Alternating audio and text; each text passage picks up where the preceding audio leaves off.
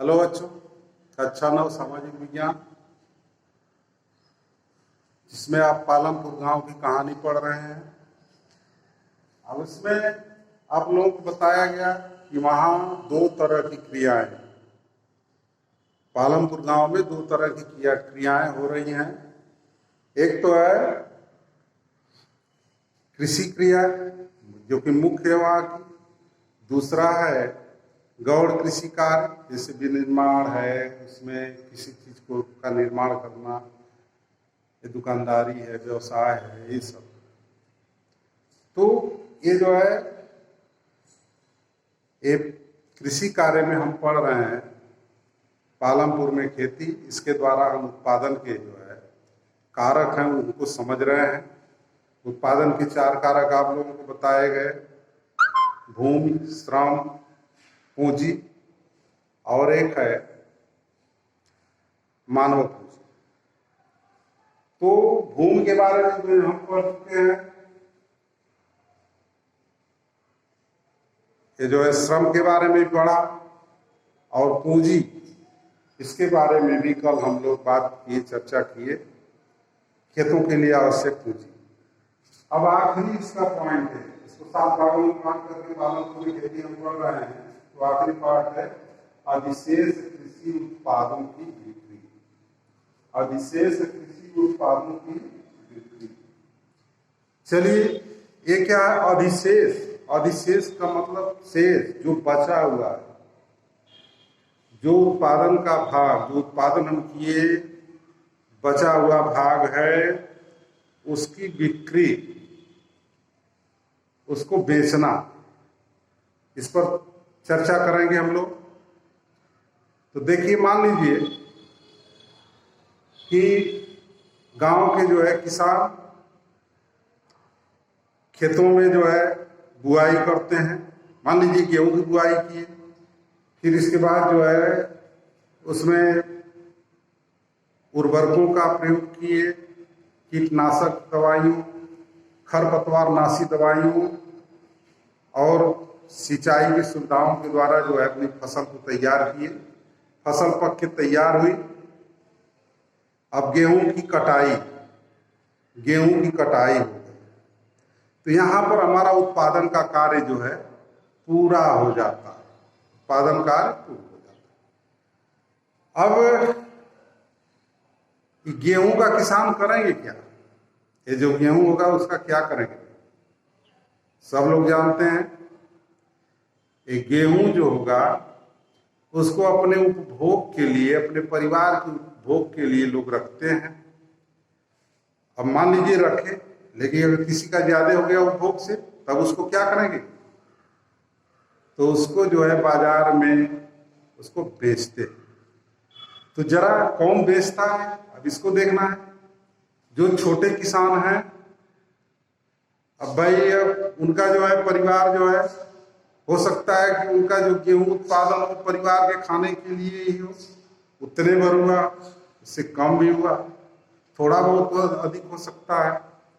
लेकिन ये जो बड़े परिवार हैं, उनका उत्पादन जो है, जब उनके पास ज्यादा जमीनें हैं, ज्यादा गेहूं बोया गया है, ज्यादा उत्पादन होगा, तो ये जो है अपने परिवार के लिए वो भी रखेंगे, और रख करके बकिया क्या करेंगे? घर पर तो रखेंगे नहीं, आज नहीं तो कल उसको बेचना पड़ेगा। तो वो बेचते हैं, और जब बेचेंगे, ले जाकर बाजार में, मंडियों में बेचते हैं, तो जो व्यापारी खरीदते हैं उसको और दूसरे कस्बों में, और जिनके पास गेहूं नहीं है वहां तक उसकी पूर्ति करते हैं। तो गेहूं की पूर्ति जो है कौन करता है?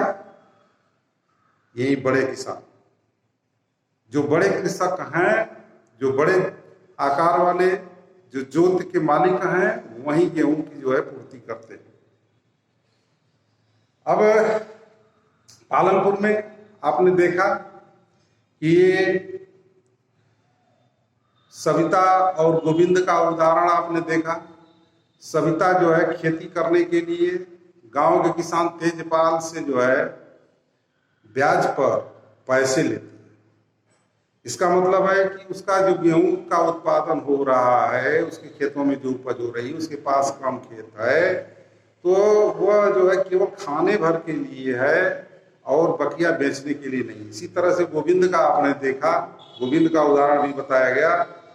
गोविंद भी जो है वह उनका पूरा जो है परिवार उस खेती वाले काम से, उनके पूरे परिवार का काम जो है नहीं चल पा रहा है, वो बेच नहीं पा रहे हैं, उनके पास अतिरिक्त उत्पादन नहीं हो पा रहा है, तो वह साल में कुछ महीनों के लिए बाहर जाते हैं। अब तेजपाल को देखिए, तेजपाल से किसान, इसका भी उदाहरण आपको पिछले वीडियो में बताया गया, जिससे सविता जो है 3000 रुपये कर्ज लेती है।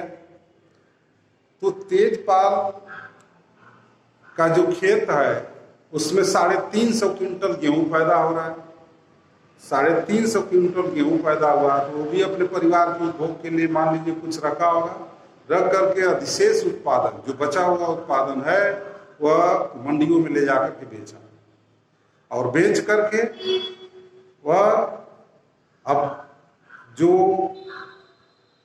अगले मौसम में जो बोई जाने वाली फसल है उसके लिए जो कार्यशील पूंजी चाहिए उसकी भी व्यवस्था हो गई, और जो पैसा बचा उसको बैंक में रख दिया, और बैंक में रखने के बाद उसमें से जिसको, जो छोटे किसान है जिसको जरूरत होती है ब्याज पर, वो पैसा देता है।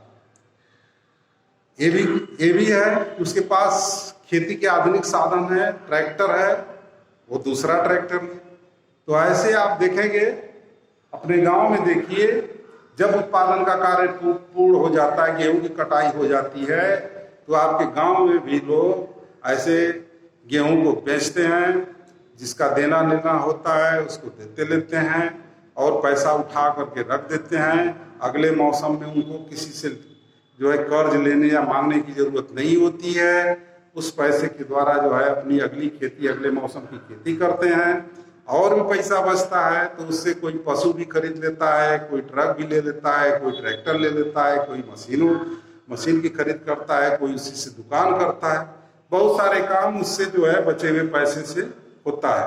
तो ये जो अधिशेष उत्पादन है, जो अधिशेष कृषि उत्पादन की बिक्री, ये जो है जो भी अतिरिक्त उत्पादन हुआ उसको बेचने की बात है। बेचता वही है जिसके पास जमीनें होती है, ज्यादा उत्पादन होता है वही बेचता है, और जिसके पास जो है कम जमीनें हैं तो वह अपने केवल परिवार के उपभोग भर उतना ही हो पाता है, बेचता नहीं है, हमेशा परेशान रहता है।